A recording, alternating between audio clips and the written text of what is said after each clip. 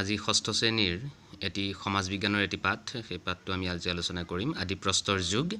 যে আদিপ্ৰস্তৰ যুগৰ কথাখিনি আলোচনা কৰাৰ আগতে আমি এটা কথা জানিব লাগিব যে সেইটো হৈছে কি প্ৰস্তৰ যুগনো কি। প্ৰস্তৰ মানে শিল, শিলৰ যুগ অৰ্থাৎ পৃথিৱী সৃষ্টিৰ সময়তে শিলৰ যুগৰ আৰম্ভণি হৈছিলে।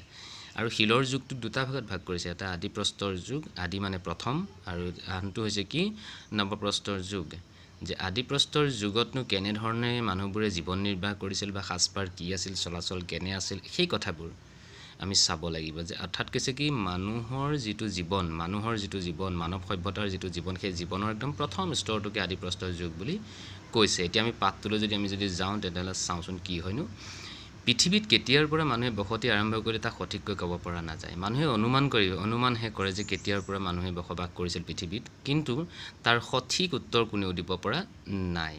কিন্তু এটা কথা ঠিক যে অতি পুৰণি কালৰ পৰাই মানুহে পৃথিৱীত বসতি আৰম্ভ কৰিছিলে।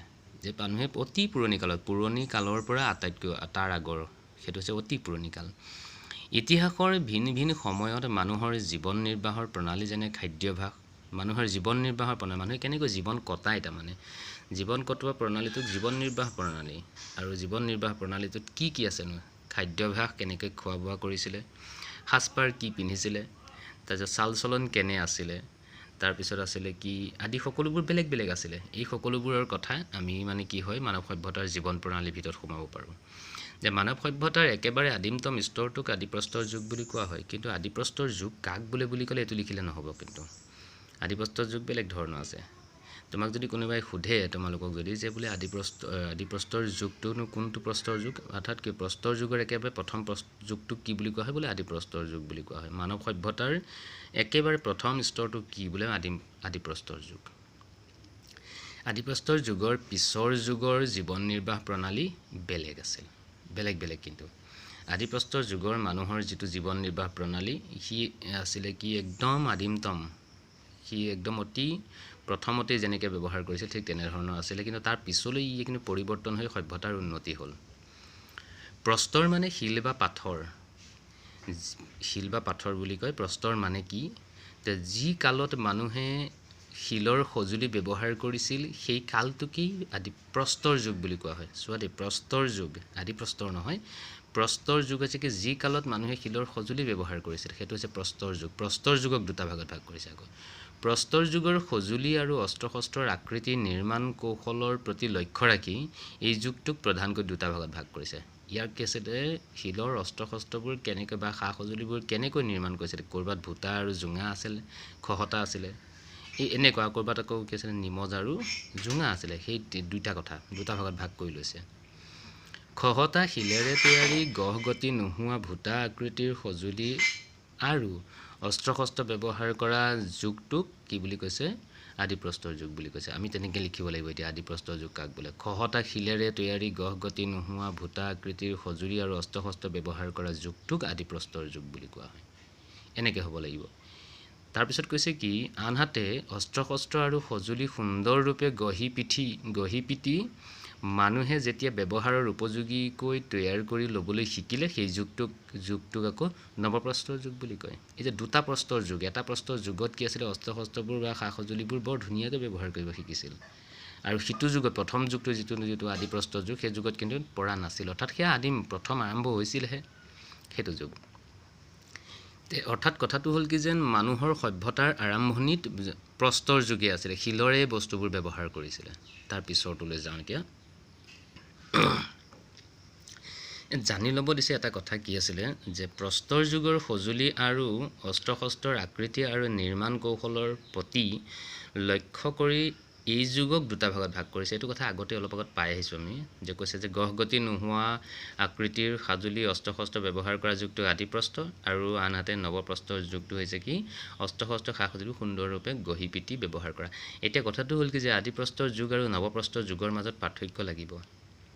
যিটো কিতাপত থাকে নাথাকে পিছৰ কথা, কিন্তু আমি জানিব লাগিব যে আদিপ্ৰস্তৰ যুগ আৰু নৱপ্ৰস্তৰ যুগৰ মাজৰ পাৰ্থক্য কি। এইটোতে পালোঁ, আদিপ্ৰস্তৰ যুগৰ অস্ত্ৰ শস্ত্ৰ বা সা সঁজুলিবোৰ কোনো গহগতি নোহোৱা বা ভূটা আৰু খহটা আছিল, কিন্তু আনহাতে নৱপ্ৰস্তৰ যুগৰ অস্ত্ৰ শস্ত্ৰ আৰু সা সঁজুলিবোৰ কি বুলি কয়, নিমজ আৰু জোঙা আছিল। এনেকৈ ধুনীয়াকৈ ক'ব পাৰিব লাগিব, সেইটো হৈছে কথা।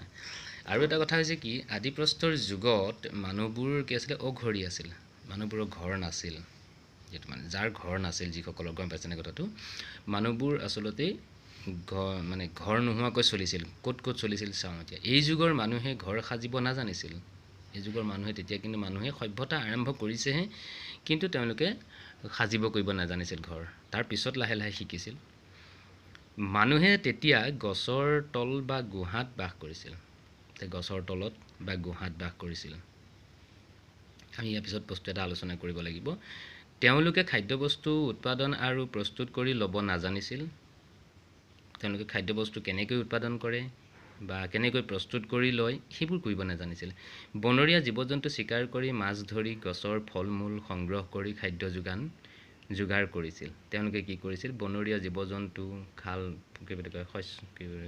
ফল-মূল আদি তেওঁলোকে সংগ্ৰহ কৰি তেওঁলোকে খাইছিল কেঁচাই তেওঁলোকে খাইছিল কি আছিল তেওঁলোক প্ৰধানকৈ আছিল শিকাৰী আৰু খাদ্য সংগ্ৰহকাৰী প্ৰধানকৈ তেওঁলোকে কি কৰিছিল শিকাৰ কৰি ঘূৰি ফুৰিছিল আৰু খাদ্য সংগ্ৰহ কৰি ঘূৰি ফুৰিছিল খাদ্য ইজনে সিজনৰ কাৰণে তেওঁলোকে জুম বান্ধি আছিল তেওঁলোকে শিকাৰৰ সন্ধানত বা খাদ্য বিচাৰি সঘনে ঠাই সলনি কৰিবলগীয়া হৈছিল তেওঁলোকে কি হয় একে ঠাইতে থাকোতে সেই অঞ্চলটোৰ খাদ্যবোৰ যেতিয়া শেষ হৈ যায়গৈ তেওঁলোকে আকৌ বেলেগ এখন ঠাইলৈ গুচি যাবলগীয়া হয় তেওঁলোকে শিকাৰৰ সন্ধান বা খাদ্য বিচাৰি সলনি কৰিবলগীয়া হৈছে ঠাই সলনি কৰিবলগীয়া হৈছিল সেয়ে তেওঁলোকৰ স্থায়ী বসতি নাছিল তেওঁলোক ক'তো স্থায়ীভাৱে ৰোৱা নাছিল ইয়াত প্ৰশ্ন এটা হয় কিন্তু প্ৰশ্নটো হ'ল কি যেন আদি প্ৰস্তৰ যুগৰ মানুহৰ জীৱন ধাৰণ প্ৰণালী অতি কষ্টকৰ আছিল কাৰণ কি আমি ধুনীয়াকৈ ক'ব লাগিব যে আদি প্ৰস্তৰ যুগৰ লোকসকল সাধাৰণতে অঘৰী আছিল আৰু তেওঁলোকে ঘৰ সাজিব নাজানিছিল আৰু গছৰ তলত বা গুহাত বসবাস কৰিছিল তেওঁলোকে খাদ্য উৎপাদন কৰি আৰু প্ৰস্তুত কৰিবও নাজানিছিল বনৰীয়া জীৱ-জন্তু ধৰি গছৰ ফল-মূল সংগ্ৰহ কৰি খাদ্য যোগাৰ কৰিছিল তেওঁলোকে প্ৰধানকৈ শিকাৰী আৰু খাদ্য সংগ্ৰহকাৰী আছিল আৰু শিকাৰৰ সন্ধানত সঘনে ঠাই সলনি কৰিবলগীয়া হৈছিল কেতিয়াবা তেওঁলোকে গছৰ তলত বা গুহাতে বন্য প্ৰাণীৰ লগত হিংস্ৰ জীৱ-জন্তুৰ লগত সহৱস্থান কৰিবলগীয়া হৈছিল যাৰ ফলত তেওঁলোকৰ জীৱন ধাৰণ প্ৰণালী অতি কষ্টকৰ আছিল এইটো হৈছে কথা তে এইখিনিলৈকে আমি গম পালোঁ যে তেওঁলোকে খাদ্য প্ৰস্তুত কৰিব নাজানিছিল ঘৰ সাজিব নাজানিছিল স্থায়ী বসতি তেওঁলোকে নাজানিছিল এইটো হৈছে কথা এইখিনিলৈকে ইয়াৰ পিছৰ ভিডিঅ'টোত আমি দ্বিতীয় কথাখিনি আলোচনা কৰিম এইখিনি প্ৰথম ভাগ দ্বিতীয় ভাগ আমি আলোচনা কৰি আছোঁ ইয়াৰ পিছৰ ভিডিঅ'টোত সকলোৱে বস্তুটো ভালদৰে বুজি ল'ব